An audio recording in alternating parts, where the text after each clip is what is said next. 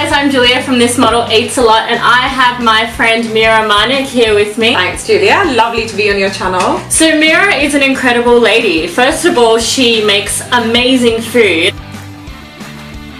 Mira is here today to challenge my notions of Indian food being healthy. Now, I don't know about you, Mira, but I grew up with some pretty unhealthy Indian food. Everything was kind of just like in oil. You know, I basically ran away from things like samosas and pakoras, and Exactly. I still to this day refuse to eat it. I refuse to eat it too. Yeah. That's how it all began for me as well. I mean, I always thought of Indian food as unhealthy, even though I grew up eating really nutritious, healthy food at home. But I just thought with media and everything that surrounded us, that oil was the absolute enemy. So even in curries, putting a little bit of oil was the worst thing ever. And obviously that changed over time. I got into yoga, I lived abroad, I had health issues, had digestion issues, and then I suddenly realized it all came full circle, and I realized that what I grew up eating was really nutritious. But people's idea and notion of Indian food is really formed by restaurant food that we have, and that is very oily, creamy, rich, full of like stodgy breads, and it tastes really good, but it's considered greasy and oily and heavy. Definitely, and I think back in the 80s, food was prepared in quite an unhealthy way.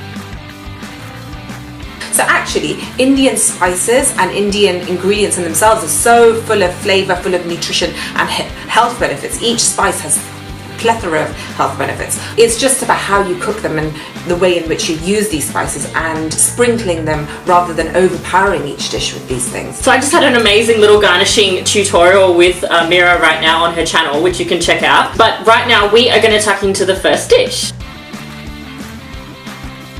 So this is a chili grain bowl, which is from my book Saffron Soul, and it's essentially a Buddha bowl, and obviously Buddha bowls are really popular these days, and they look gorgeous, you know, in different compartments. We've garnished this quite a bit, so you can't see each and every compartment, but if you look at it carefully, there is the quinoa, there's the chickpeas, and Julia helped me make all of this and put it all together. I chop things.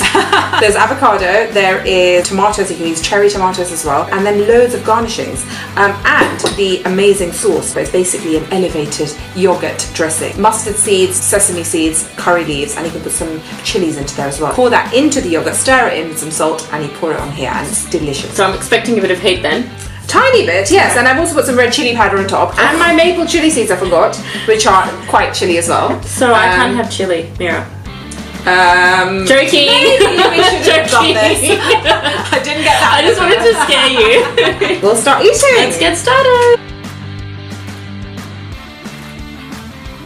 So there's a lot of crunch in this, a lot of texture, contrasts and flavors. So what I really enjoy about Mira's way of cooking is she seems to use a lot of old school techniques. Things like soaking almonds overnight in a bowl to rid them of their skin is something that my grandmother did for us. Yeah, I just know that, you know, if you're soaking almonds or soaking nuts generally, just makes them a lot more digestible. And it also sort of gives it that, it's a different texture and crunch. I find it quite therapeutic peeling almonds. It's a bit like peeling garlic. It's like, oh.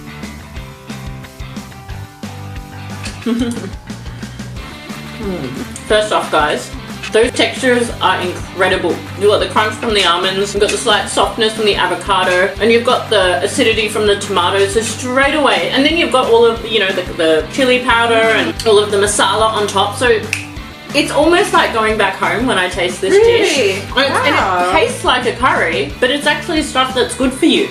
And you can have this at lunch without the extra garlic flavour sort of lingering there in your mouth. No, for sure, for sure. I'm a huge carnivore and Mira is a vegetarian, so that's also something quite funny because I find a lot of comfort and familiarity in certain flavours that I associate with, you know, meat curries that I had growing up, and I honestly think because my mind is so used to having this kind of flavour, you know, I can almost trick myself into thinking that this is meat and this is filling, but it actually is because of all the, you know, the chickpeas and the quinoa and things like that, so... It is quite filling. It's nutritionally dense.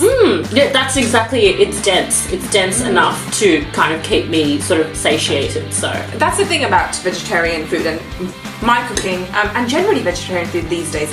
You sort of come away from eating this sort of food thinking, not that you've missed the meat, and a lot of people say that about my subclubs if they're meat eaters. They come away feeling like they've not missed the meat. So it's not about sort of extracting meat from your diet, it's about including all this extra stuff so that you're filling yourself up with all this sort of vegetables, and then you don't need so much of meat, right? No, definitely.